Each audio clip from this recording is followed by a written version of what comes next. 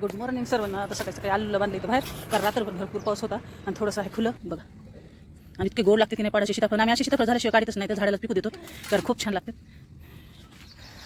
इथे सिडी लावून तोडा कारण झाडं खूप उंच गेलेली. तर हे बघा अशी चालली आमची तोडणी सकाळी सकाळी.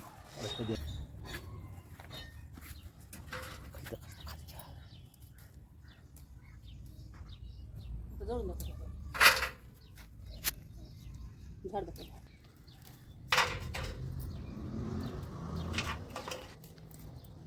भरपूर मिरची लागली तिथे झाडाला.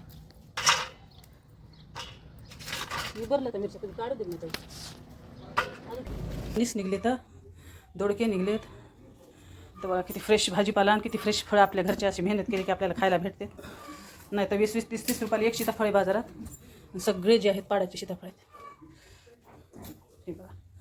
चला उद्याच्याला आहेत पित्राची, पण मला भरपूर तयारी करायची.